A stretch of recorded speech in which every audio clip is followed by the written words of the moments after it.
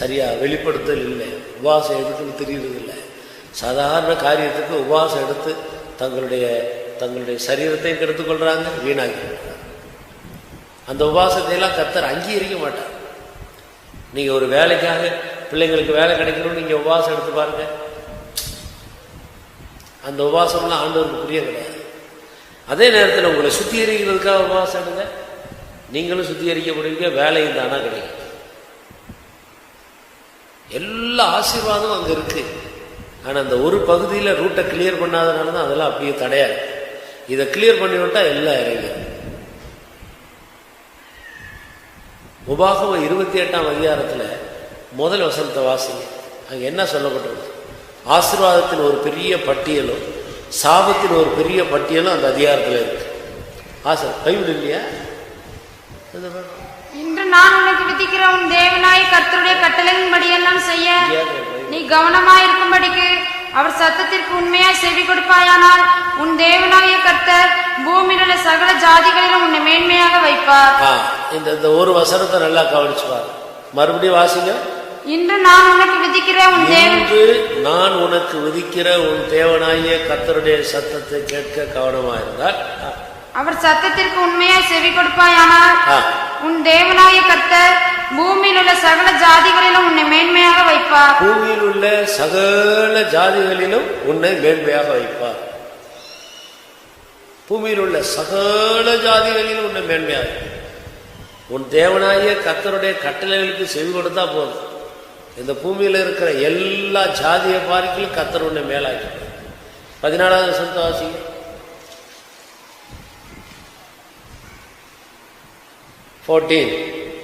இன்று நான் உனக்கு விதிக்கிற உன் தேவனாய கர்த்தரின் கட்டளைகளை கைக்கொள்ளவும் அவைகளின்படி நடக்கவும் அவைகளுக்கு செவி கொடுத்து வந்தால் கர்த்தர் உன்னை வாளாக்காமல் தலையாக்குவார், நீ கீழாகாமல் மேலாவார். இது தவிர வேற என்ன ஆசீர்வாதம் வேணும்? நீ கட்டளைகளுக்கு செவி கொடுத்து உண்மையா நடக்கிறியான்றதை மட்டும் கண்டுபிடிச்சு அதை ரூட்டை கிளியர் பண்ணிட்டா போதும். பூமியில் உள்ள எல்லாரையும் பார்க்கலும் உன்னை மேன்மையா வைப்பார். உன்னை வாழாக்காமல் தலையாக்கிடுவார், கீழாக்காமல் மேலாக்கிடுவார். முடிஞ்சு போச்சு. இதுக்கு ஏற்றதுக்கு போய் வேலை நடக்கணும்னு ஒரு உபவாசம், பிள்ளைங்களுக்கு கல்யாணம் நடக்கணும்னா அதுக்கு ஒரு உபவாசம், அப்புறம் குழந்தைங்க இல்லைன்னா அதுக்கு ஒரு உபவாசம். நீ எங்கேயோ ரூட்டை கிளியர் பண்ணணும், அதை விட்டு போட்டு பிள்ளைங்களுக்கு குழந்தை பிறக்கல அதுக்கு ஒரு உபவாசம் போடு. ஊழியக்காரங்களை உபவாசம் எடுக்க சொல்லி எங்களையும் தொந்தரவு பண்ணுறது.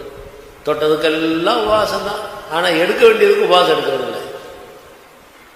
வீடு கட்டுறதுக்கு ஒரு உபவாசம், ஃபவுண்டேஷன் போடுறதுக்கு ஒரு உபவாசம், காசு கிடைக்கிறதுக்கு ஒரு உபவாசம், எல்லாத்துக்கும் உபவாசம் தான்.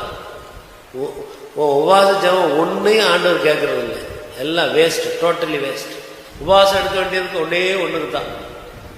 நீ உன்னை தாழ்த்தி உன்னை சுத்திகரிக்கிற ஒன்றுக்கு தான் உபவாசம். சுத்திகரிச்சுட்டா எல்லா ஆசீர்வாதமும் தானே.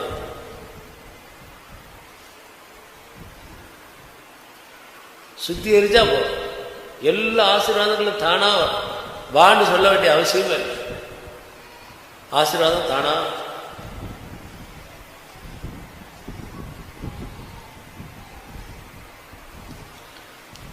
சில நேரங்களில் பெரிய ஏரியிலேருந்து தண்ணீர் வாய்க்காலில் வரும், வந்து சேர வேண்டிய ஒரு இடத்துக்கு வந்து தண்ணி சேராது. இடையில ஏதாவது தடைகள் இருக்கும், மண்ணு கொட்டி கிடக்கும், அந்த வாய்க்கால் அடைபட்டு இருக்கும்.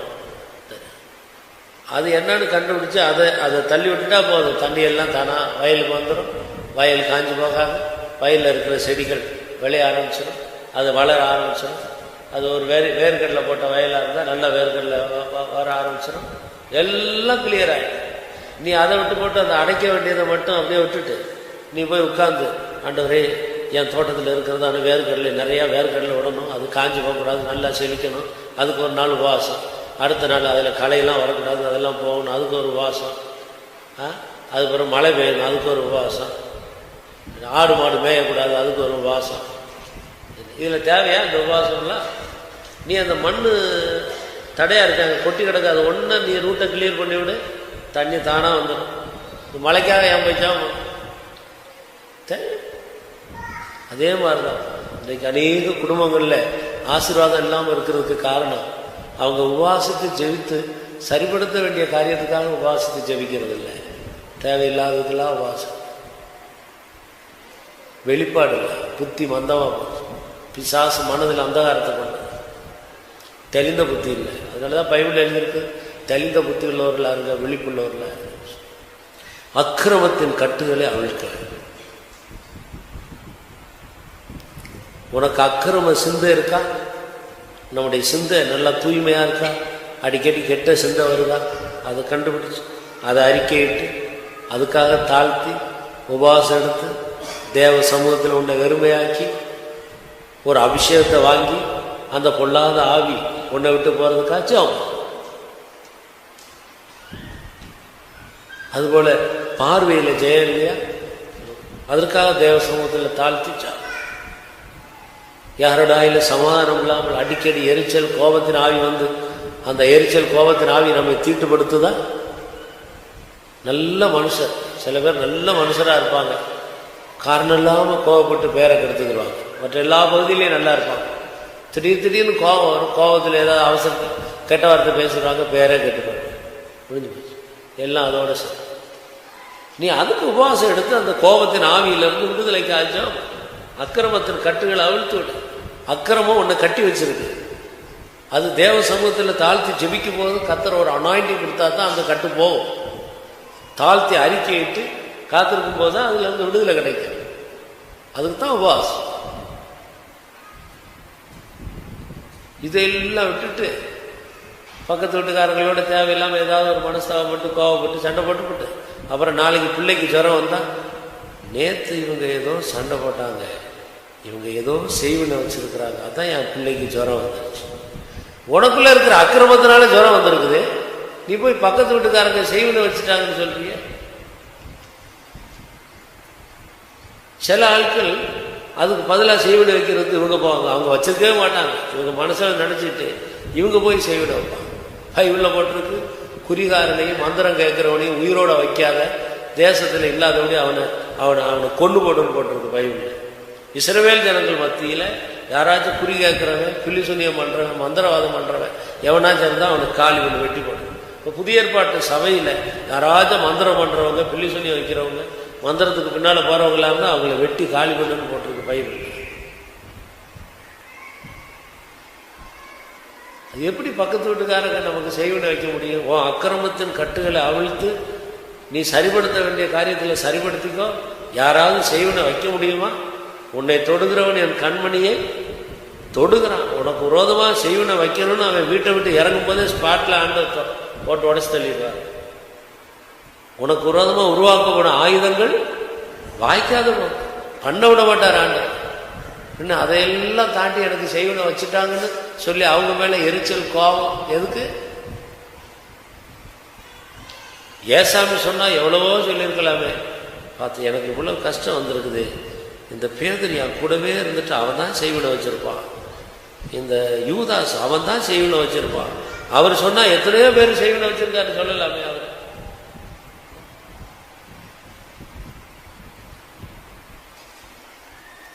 அப்படின்னால அக்கிரமத்தின் கட்டுகளை நம்ம அவிழ்க்க. ஒரு நிமிடம் கண்களை மூடுங்கல்ல.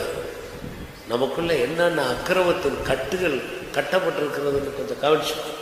கோபத்தின் ஆவி நம்மை கட்டி இருக்கிறதா? எரிச்சலின் ஆவி கட்டி இருக்கா? சந்தேகத்தின் ஆவி கட்டி இருக்கா? இதெல்லாம் சாத்தானுடைய சரக்குகள். பொய்யின் ஆவி உன்னை கட்டி வச்சிருக்கா? அடிக்கடி உன்னுடைய கண்களை தீட்டுப்படுத்துகிறதான அந்த பொல்லாத ஆவி உன்னை கட்டி வைத்திருக்கிறதா?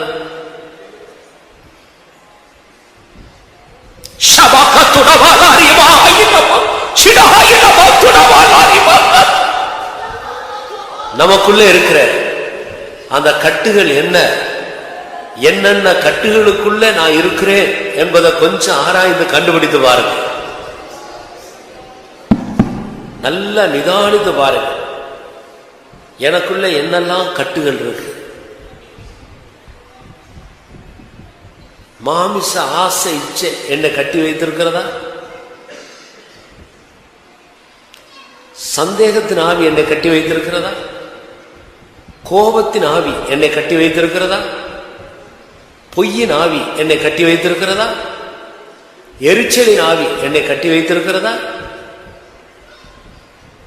பொறாமை ஆவி, மற்றவங்க முன்னுக்கு போகிறத பார்த்து பொறாமை கொள்ளுகிற பொறாமை ஆவி என்னை கட்டி வைத்திருக்கிறதா? இல்ல அழகா இருக்கணும், நல்லா ட்ரெஸ் பண்ணணும் அப்படின்னு சொல்லி நம்முடைய சரீரத்தை துரு இச்சைகளுக்கு ஏதுவா ட்ரெஸ் பண்ணும்படி ஒரு பொல்லாத ஆவி நம்மை கட்டி வைத்திருக்கிறதா?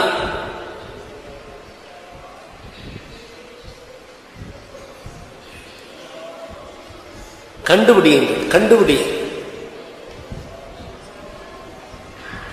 எல்லா கட்டுகளையும் அவிழ்த்து விடுதலையாக்கும்படி நமக்காக ஒரு அபிஷேகம் காத்து கொண்டிருக்கிறது.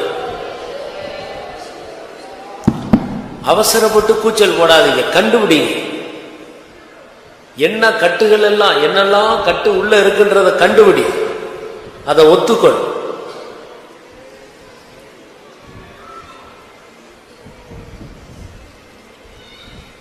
என்னென்ன காரியத்தில் உனக்கு விடுதலை பெற விரும்பினா கூட விடுதலை பெற முடியாத அளவுக்கு என்னென்ன நுகம் உன் மேல இருக்கு, என்னென்ன நுகத்தடியோடு நீ பிணைக்கப்பட்டிருக்கிறாய். சில மாடுகள் இருக்கு, வண்டியில நுகத்தடியில அந்த மாட்டை பிணைச்சு வச்சிடுவாங்க, அங்கிட்டு ஓட முடியாது. நான் ஒரு நாள் இந்த சோமங்கலத்துக்கு போயிட்டு இருக்கும்போது ஒரு வண்டிக்காரன், ஒத்த வண்டி, பெரிய மாடு, வண்டியில பூட்டிட்டு அவன் வேலைக்காரனா சொந்தக்காரனான்னு தெரியாது, சொந்தக்காரனா இருக்காது, அவ்வளோ பெரிய வண்டி, மாடு பெரிய மாடு, ஒருவேளை வேலைக்காரனா இருக்கும். அந்த மாட்டை ஒரு இருட்டில் மெதுவாக அந்த வண்டியோடு கொண்டு போய் வண்டியில் அது பிணைக்கப்பட்டிருக்கு வச்சுட்டு மூக்கில் அடிக்கிறான், கண்ணில் அடிக்கிறான். அந்த மாட்டை கண்ணு மூக்கு தெரியாமல் போட்டு அடி பின்னி எடுக்கிறான். அந்த மாடு அங்கிட்டு தப்பி ஓட முடியாது, அது பிணைக்கப்பட்டிருக்கு. தனி மாடாக இருந்தால் அவனை இழுத்து போட்டு ஓடிடும். அது பிணைக்கப்பட்டிருக்கிறதுனால ஒன்றும் செய்ய முடியல, அடியெல்லாம் வாங்கிட்டு கிடக்குது.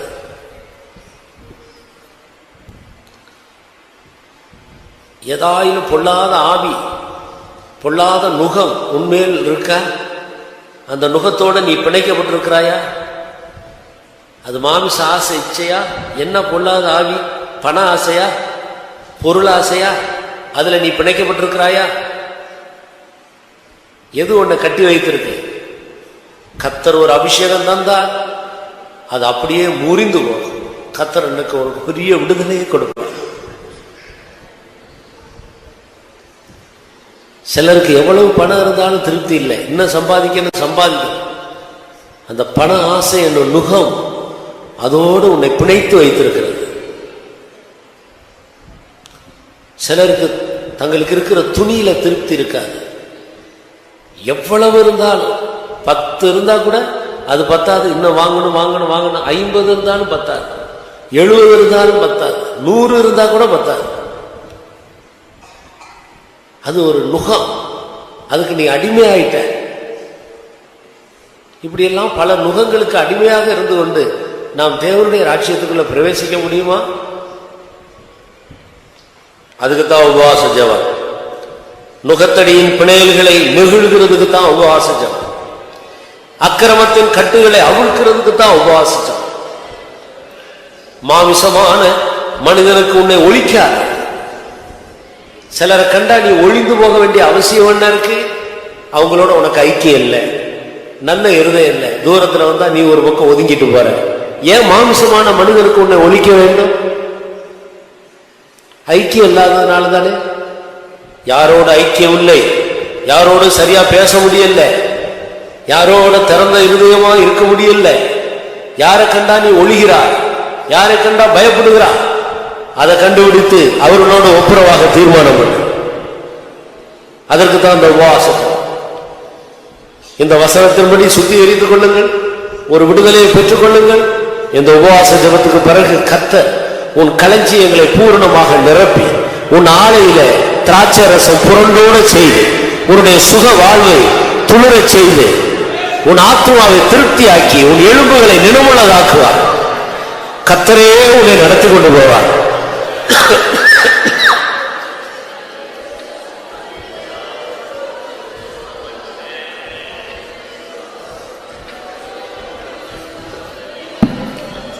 குற்றங்களை எல்லாம் தாழ்த்தி அறிக்கையிட்டுக் கொண்டே இருங்க. சரியா அறிக்கை இடும்போது ஒரு அபிஷேகம் வந்து இறங்கு. அபிஷேகத்தை வான்னு கூப்பிடுறதல்ல பெந்தகோஸ்த ஜீவியம். மேல் வீட்டறையில் 10 நாள் காத்திருந்தாங்க, தன்னை சுத்திகரித்து கொண்டாங்க. 10வது நாள் அபிஷேகமே வான்னு ஒண்ணு கூப்பிட இல்லை, அபிஷேகம் தானா வந்து இறங்குச்சு.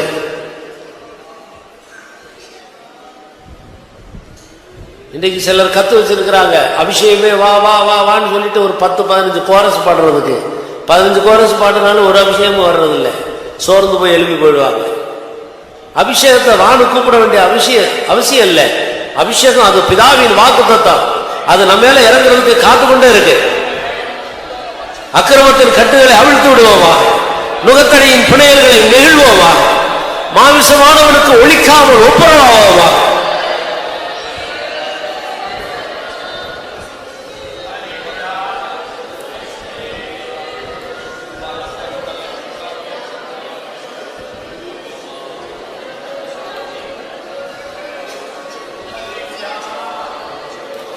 அழுகையோடு கண்ணீரோடு கர்த்தரை தேடுங்க. இருதயத்தை கிழிப்பவா,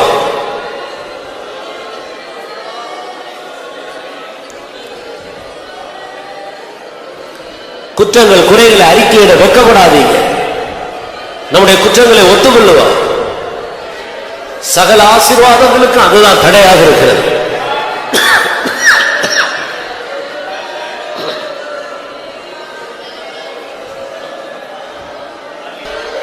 அக்கிரமத்தின் கட்டுகள் அவிழ்க்கப்பட்டதுக்கு அடையாளம் என்ன?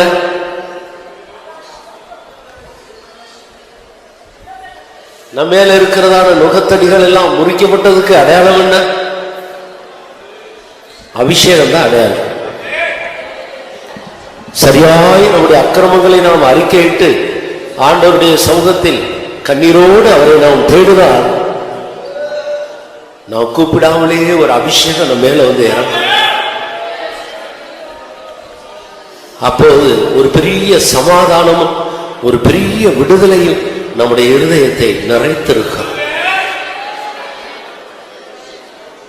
இருதயத்தில் ஒரு பெரிய சமாதானம் இறங்கும் போதே நம்முடைய முகங்கள் எல்லாம் பிரகாசிக்க ஆரம்பிக்கும். மன மகிழ்ச்சி முக வளர்ச்சியை கொடுக்கும். அதுதான் தேவன் கொடுக்கிற பிரகாசம். ஆனால் இன்றைக்கு மனிதன் மூலமாக, மனிதன் தன்னுடைய சொந்த அறிவின் மூலம் தன்னுடைய முகத்தை பிரகாசித்துக் கொள்ள எவ்வளவோ பிரயாசப்படுகிறார். சிலர் பிளாஸ்டிக் சர்ஜரி பண்ணிக் கொள்ளுகிறார்கள் முகத்தை பிரகாசிக்க முடியாது. எவ்வளவோ விதங்களில் மனிதர்கள் பிரயாசப்படுகிறார்கள். முகத்தை அழகுபடுத்துறதுக்கு பியூட்டி பார்லர் என்று சொல்லி வைத்துக் கொண்டு அழகுபடுத்த பிரயாசப்படுகிறார்கள். அது அல்ல பிரியமானவர்களே. மோசேயுடைய முகம் மலையின் மேல் பிரகாசிக்கப்பட்டது. ஜெபத்தில் தேவனோடு உறவாடும் போதுதான் முகம் பிரகாசிக்கப்படுகிறது.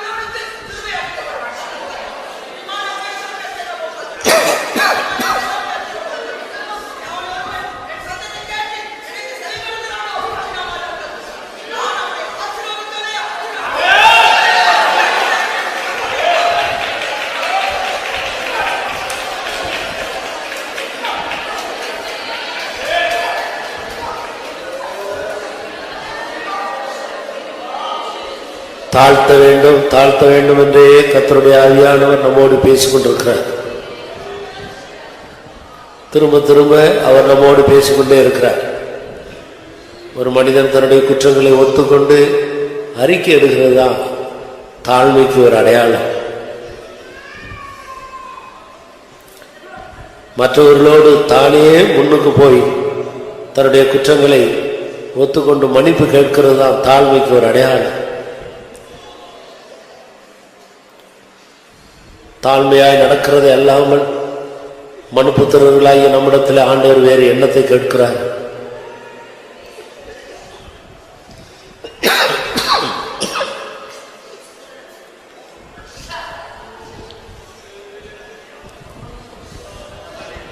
குற்றங்களை ஒத்துக்கொண்டு தேவ சமூகத்தில் அறிக்கையிட்டு தாழ்த்துவோமா? மற்றவர்கள் நம்மிடத்தில் வந்து ஒப்புரவாகட்டும் என்று காத்திருக்காமல் நானே அவர்களோடு ஒப்புரவாவேன் என்று தீர்மானம் எடுத்துக் கொள்ளுங்கள்.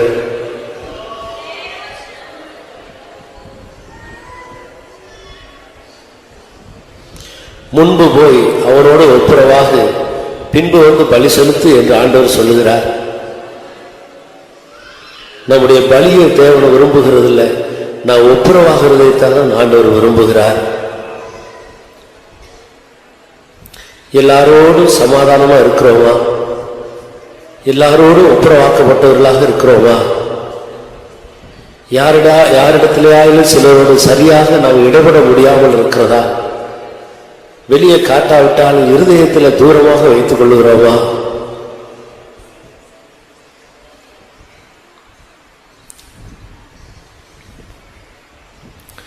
சகோதரர்கள் ஒருமித்து வாசம் பண்ணும்போதுதான் அங்கே ஆசீர்வாதம் உண்டாகிறது, நன்மையும் ஜீவனும் கிருபையும் பெருகுகிறது.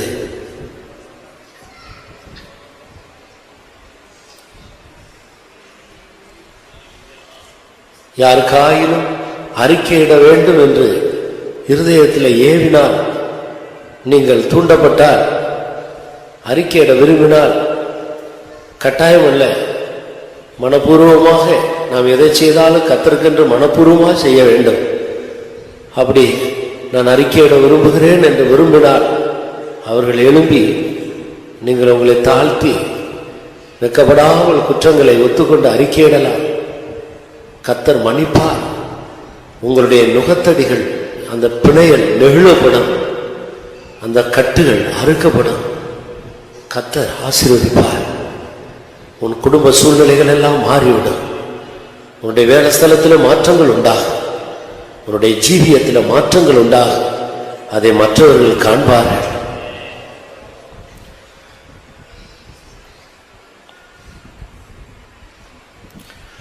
வெட்கம் அது பிசாசு கொண்டு வருகிறது. வெட்கத்துக்கு இடம் கொடுக்காதீர்கள்.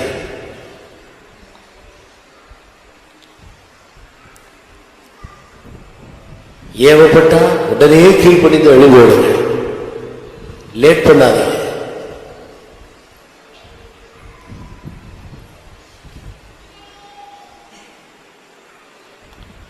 விஷயங்களை மட்டும் சுருக்கமா தெளிவா சொல்லுங்க. உட்காரு உட்காரு. ஹல்லேலூயா ஹல்லேலூயா ஹல்லேலூயா ஹல்லேலூயா.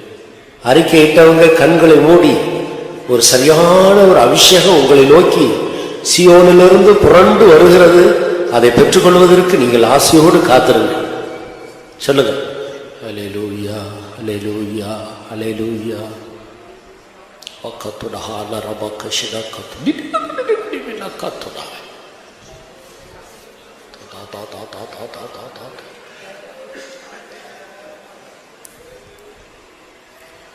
ஹல்லேலூயா ஹல்லேலூயா ஹல்லேலூயா ஹல்லேலூயா.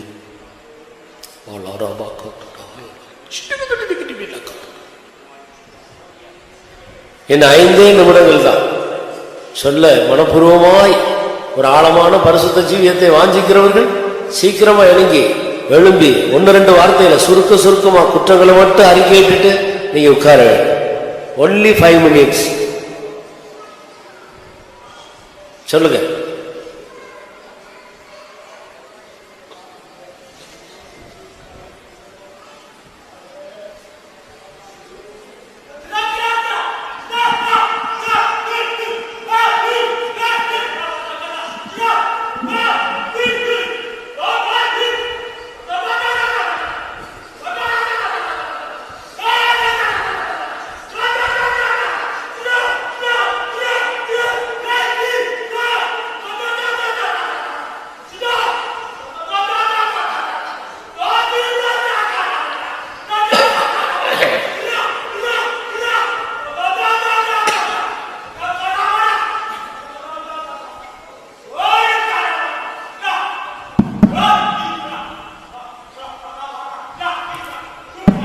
எழுப்பி நிக்கிறவங்க சொல்லுங்க.